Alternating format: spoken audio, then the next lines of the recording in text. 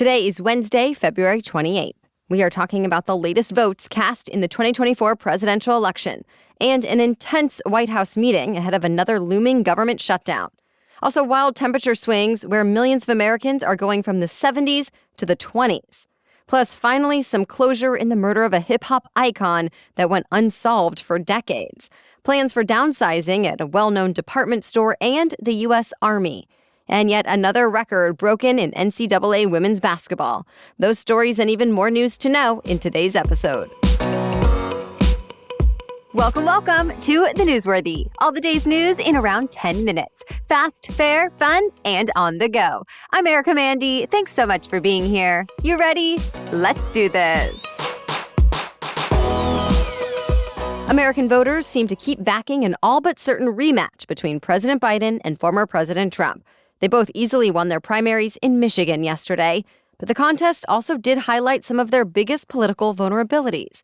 For Biden, that could be backlash from part of his base over how he's handling the war in Gaza. Some Democrats, angry over his support for Israel, protested by voting uncommitted. And thousands of uncommitted votes ended up being counted. As for Trump, he has now swept the first 5 states on the Republican primary calendar. But there are early signs he's struggling with certain influential voter blocs who have favored former South Carolina Governor Nikki Haley. Her strongest performance yesterday came in areas with college towns and suburbs around Detroit and Grand Rapids. And that is typical, since she tends to do best with college-educated and suburban voters. Now both Biden and Trump are likely taking note, especially since Michigan is a state that could be key to winning the general election. Trump won the state by just 11,000 votes in 2016, then lost 4 years later by nearly 154,000 votes to Biden. Next up, Trump and Biden are looking ahead to Super Tuesday, and so are their competitors, determined to stay in the race as long as they can. Stay tuned. Once again, lawmakers are down to the wire to pass a spending bill or else face a government shutdown this weekend. But both Democrats and Republicans seem optimistic they'll be able to reach a deal in time. Congressional leaders met with President Biden at the White House yesterday, and a lot of pressure was apparently put on Republican House Speaker Mike Johnson since the Republican-led House has been the main holdup. But his fellow Republican, Senate Minority Leader Mitch McConnell, said everyone was on the same page about the need to keep the government running by saying, quote, "I think we can stop that drama right now." McConnell, Senate Majority Leader Chuck Schumer, and House Minority Leader Hakeem Jeffries all said they pressured Johnson to allow a vote on Ukraine aid, too. In fact, Schumer said that part of the discussion was, quote, "the most intense I have ever encountered in my many meetings in the Oval Office." Johnson says he's not totally against Ukraine aid, but wants to prioritize the U.S.-Mexico border first. Next up, a House Republican meeting is scheduled for tomorrow, where both Ukraine aid and government funding are expected to come up. Massive wildfires are burning out of control in the Texas Panhandle right now. Several small towns had to evacuate, and a nuclear facility had to shut down. It's actually the main facility that assembles and disassembles America's nuclear arsenal. Operations are paused until further notice, and firefighters are on site ready to respond to any kind of emergency. Schools also canceled classes and highways closed. The fires are moving fast because of strong winds, dry grass, and unseasonably warm temperatures in the area. In fact, some flames even jumped the border into Oklahoma last night. Overall, hundreds of square miles have been burned. And at last check, the largest fire had become the 5th largest in state history and was still 0% contained. Texas Governor Greg Abbott has issued a disaster declaration. The Midwest started the week off with record-shattering warmth, like up to 40 degrees above normal for this time of year. And now Midwesterners are in for some frigid cold. Think wind chills in the single digits and even a light dusting of snow. In places like Chicago and St. Louis, the temperature is dropping up to 50 degrees in one day. But with that drastic shift comes the threat of severe weather. Severe storms have been rolling through Missouri, Illinois, Indiana, Kentucky, and Ohio overnight, with strong winds, heavy rains, and hail. O'Hare International Airport in Chicago even had to ground departing planes last night because of storms. And as of this morning, there's still a tornado watch in place.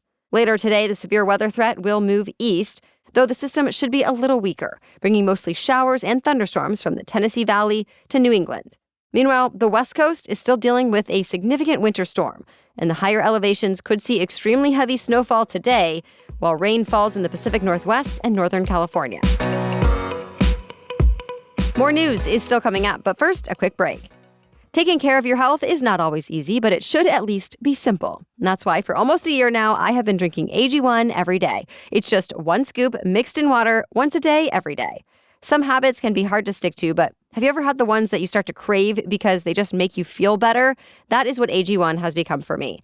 I was looking for something that would help with boosted energy, better gut health, support my immune system, and be a way to get a wide variety of nutrients without having to take a million pills. Well, each serving of AG1 delivers my daily dose of vitamins, minerals, pre- and probiotics, and more.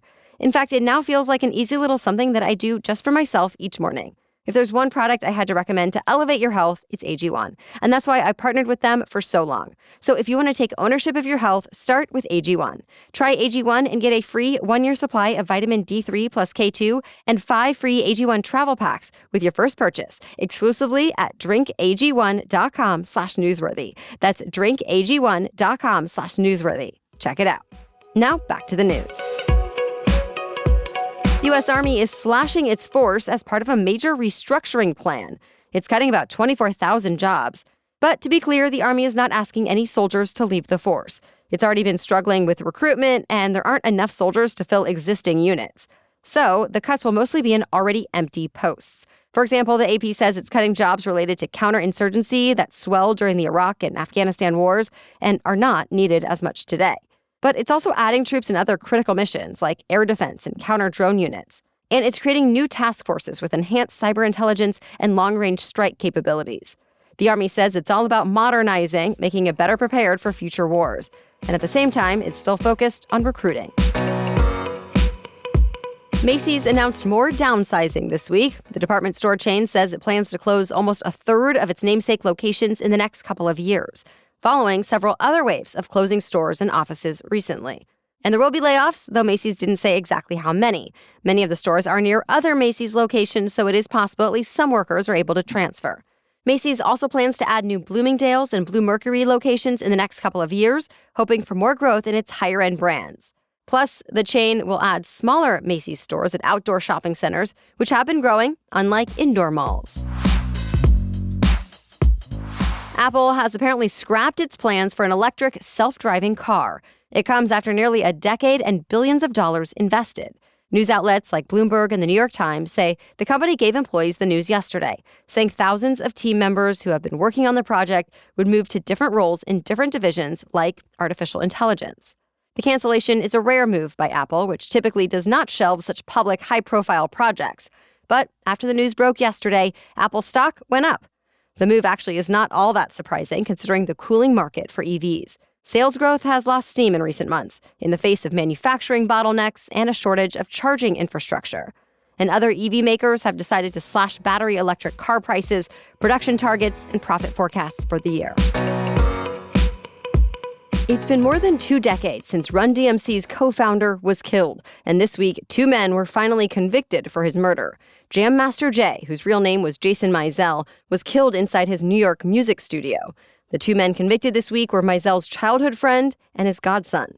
Prosecutors say they were cut out of a drug deal just months earlier and wanted revenge, even though Jam Master Jay's family has insisted he was not involved in drugs. In fact, he was known for his anti-drug advocacy. But prosecutors say that all changed when the money from his Run DMC days started to run out in the mid-1990s, and they brought forward eyewitnesses and forensic evidence to support their story.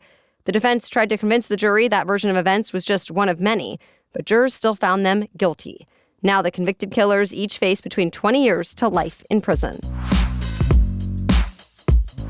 The CDC has a new warning about a highly contagious stomach bug that's been surging around the country.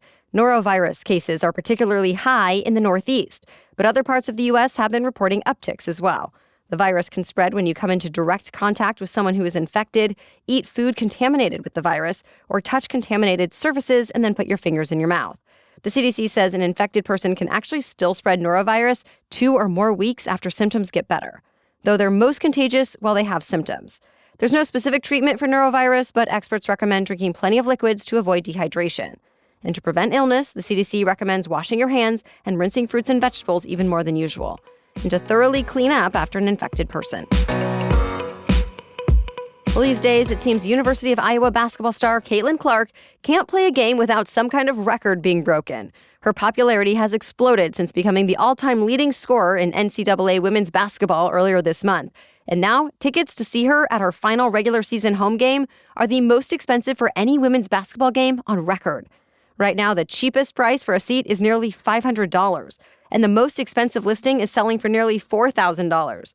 Of course, if you don't want to pay, you can watch the game for free on Fox. Just tune in Sunday at 1 p.m. Eastern.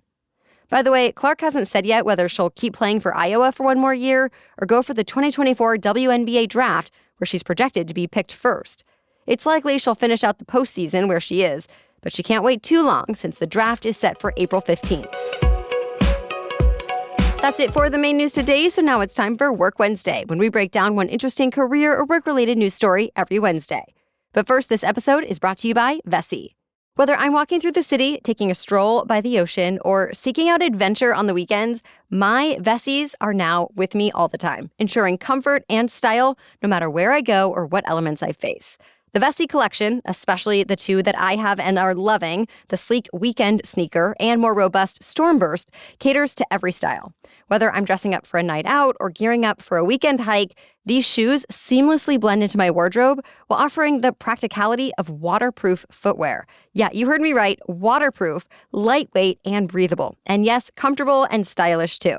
And by the way, because they're waterproof, they're super easy to clean. I also love that they are an eco-friendly choice. Vessi's manufacturing process is designed to reduce water use and avoid harmful chemicals, making your stylish choice a responsible one too. From chic city walks to adventurous treks, find the perfect pair for your lifestyle at vessi.com/newsworthy to get 15% off your first order. You have to try these shoes. Go to vessi.com/newsworthy to get 15% off your first order. VESSI, vessi.com/newsworthy. Okay, now back to Work Wednesday. Modern job seekers are facing a new modern challenge. Artificial intelligence could be impacting their chances of getting an interview. AI is often used to scan resumes for skills, certifications, and other keywords that are relevant to a certain position. And virtually all Fortune 500 companies use some kind of AI tool, since they usually receive too many resumes to manually review each one. But the systems are not perfect. A recent study found AI has commonly rejected candidates who might have been perfectly suited for the roles they applied for. So what can you do? Well, career advisors also told CNN you might want to fight AI with AI. They suggest using artificial intelligence to help optimize your resume to certain job descriptions. And these days, a lot of hiring managers actually expect that candidates are doing just that. And that said, they emphasize it's still important to not take a resume directly from ChatGPT, but to check it for possible errors and personalize it as well. And if all else fails, there are also services and coaches that specifically aim to optimize resumes for AI and beyond. Well, thank you so much for joining us today and for sharing the show if you found it valuable. We'll catch you up on more news to know tomorrow. Until then, have a great day.